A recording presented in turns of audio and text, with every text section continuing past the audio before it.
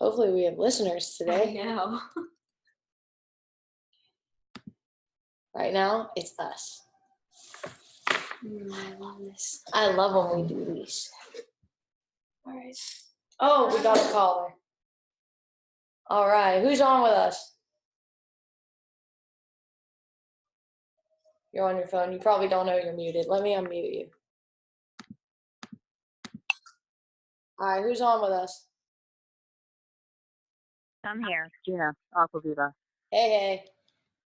Hi. I'm going to remute you just so that we get started, but I wanted to know who we had because it just comes up with your phone number. Okay. Cool. All right. So it's 12 o'clock. Me and Lauren, we're going to get started. Today's all about dairy, and there's a lot of crazy facts about dairy, and there's a lot of reasons to why we cut dairy in your diet first things first. But we're just going to start rolling into some facts. If you have questions, especially you, Gina, when you have questions, make sure you unmute yourself. All right. So actually, I'll unmute everyone at the end. That way people can just ask questions. So we'll do that. All right. So first things first, what is dairy? And dairy is anything produced from milk. So it's the milk of mammals, so cows, really, lamb, things like that. All right. Eggs aren't dairy. That's a common misconception. We're just going to throw that out the window. All right. So saying that dairy is milk produced from mammals, we have to understand what milk is. So milk is lactate from cows. This is how milk is produced. They inseminate cows. It's a weird It's real weird. They inseminate cows and they make them pregnant.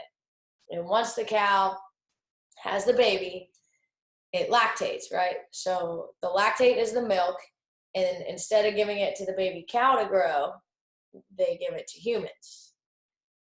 Not supposed to happen. Cat's milk is for cats, dog's milk is for dogs. Somehow it worked out the cow's milk is for us. That's just not how it goes. But anyway, they have the baby, they collect all the milk, and then they re-inseminate the cow to make it pregnant again to do the same thing, to just continuously produce more milk.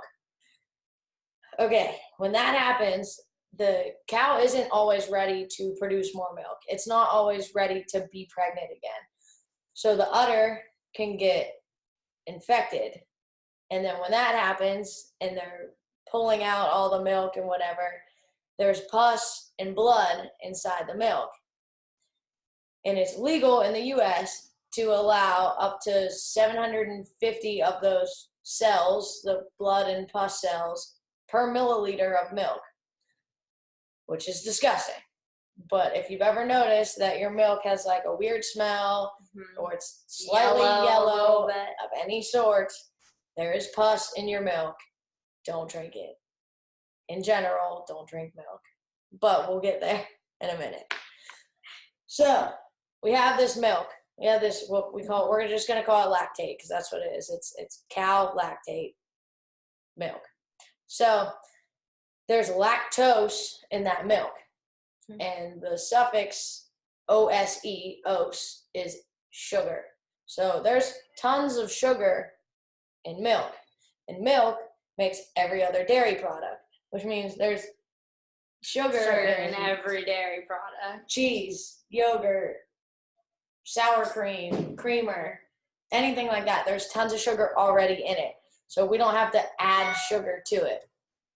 All right, I'm going down my list of notes. Do you have anything to add to all that? Got this. Tons of sugar. Okay, so when there's sugar and stuff, it increases your insulin. So insulin is one of those hormones where you want to keep it regulated, and there's only certain times you want it to be high or low. We're kind of going to dig into hormones a little bit. That's like with like the insulin, like with sugar, the fruit is real high in sugar, so that's why we're always saying eat it either before or after your workout too. Right. So a fun fact, 65 to 75% of all Americans are lactose intolerant.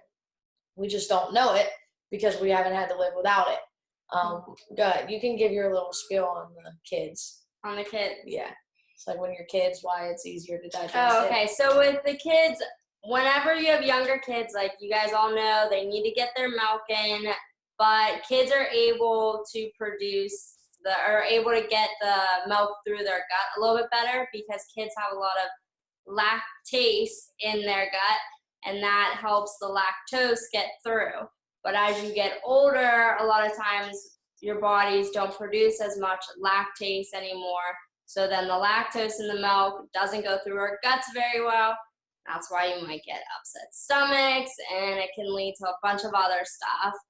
So if you still have that lactase when you're older, you're just lucky. It's in your genetics. You're that So- lucky 25% of people that don't get gassy. So like she said, gassy, bloating, acne, inflammation, things like that are all signs that your body doesn't like dairy.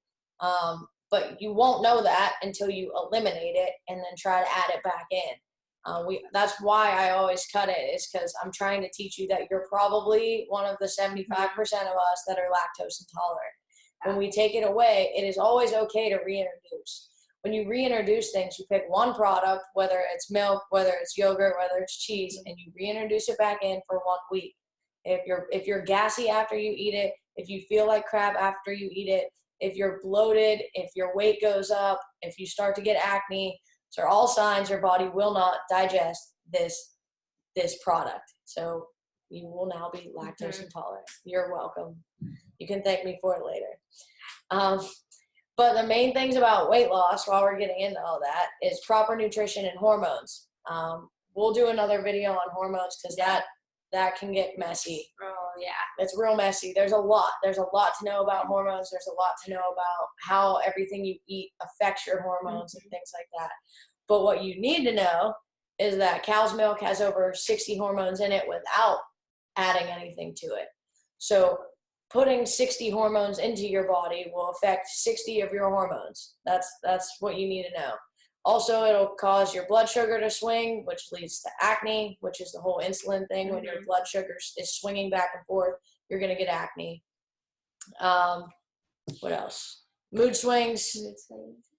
So estrogen and testosterone are your sex hormones, and dairy produces a lot of estrogen, which will give you mood swings. And it accounts for about 80% of the estrogen consumed in the human diet, which is crazy.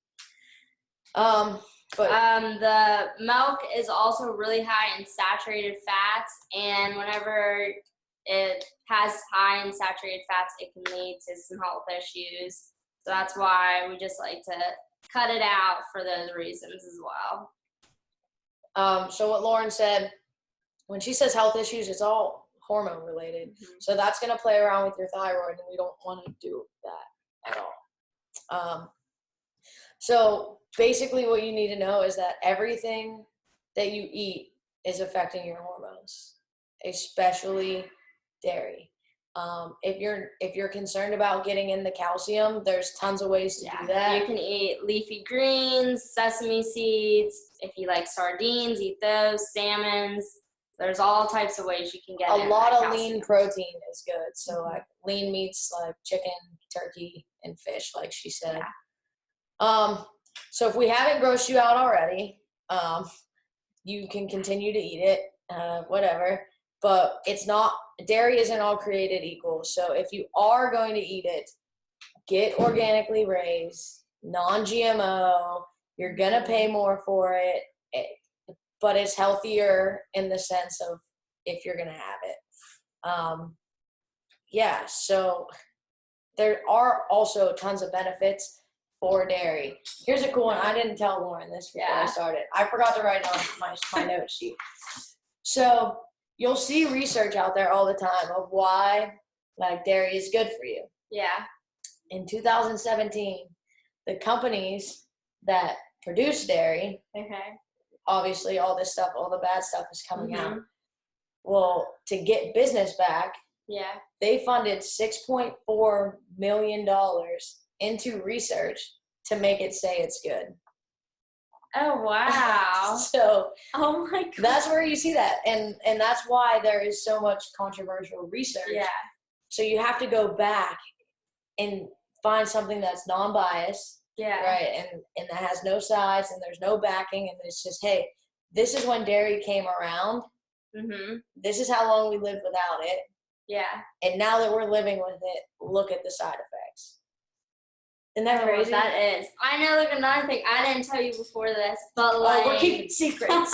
so like a bunch of you guys, like when you go to schools, you would always see those got milk like posters with all these celebrities. You don't see that as much anymore, and like I think that is because of the controversy. Like now schools are like, wait a minute, like milk isn't the best, so like they're kind of taking down all the posters. That's crazy. But I've seen that around. So That's nuts. So we're gonna summarize real quick. Main points you need to know. This video is quick because it's just bad for you. Like, it's just not good for you. If you're lucky and you're part of those 25%, like we said, congratulations. Enjoy life with all the dairy you want. I'm just letting you know, I call myself part of the 25% because I don't get upset when I have cheese, but Yeah. I do get bloated, right? So I just don't like to feel bloated. Mhm. And if I'm saying, okay, my body only reacts to one of the 5 side effects, Yeah. I'm gonna just call it like a Yeah. no. No. I just don't want to feel that way. I can live without it. I don't need it. Yeah. And I don't like to feel bloated. That's me. So we're going over it. What is dairy? So milk for mammals, not eggs though. Yeah. So that's pretty much it. Any milk that comes from mammals. So dairy in the milk has sugar in it. Anytime you have any sort of dairy, milk, cheese, yogurt, whatever, you're getting in a lot of sugar. And a lot of people like to put fruit, granola, things like that on their yogurt. Yeah. Well, guess what? You just ate your entire sugar intake for the day, and you might as well just down a box of cereal, like one or the other. Mhm.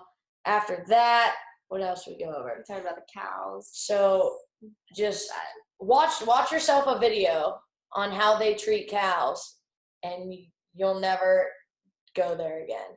Because what happens is after they're infected and they can't produce milk anymore, the cows like fall over. Basically, they like seize, and then at that point they're ready to become beef.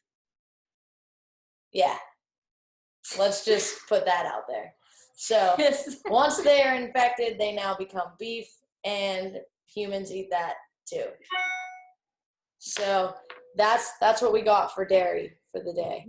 All right, Gina, you're the only one that joined us today, so I'm gonna unmute you. I'm gonna let you ask whatever questions you have, and then after that, we're gonna post this video. Okay. Well, first of all, I've got 3 out of my 4 kids here, so if things get crazy, I apologize. That's fine. In the background. Well, that's really disgusting about the cows. First of all, Right? never ever knew that or even thought that was, whatever. And it's funny because now that I've lost like a decent amount of weight and people are starting to be like, oh, like, what are you doing? Blah, blah, blah. And like, they're like, well, my husband had also lost weight, but he's doing like keto, which obviously has like a lot of cheese and things like that. And they're like, oh, are you doing keto too? And I was like, well, no, actually, like I did try keto for a little bit. It wasn't really for me. And I was like, I cut dairy and I just feel like a lot better.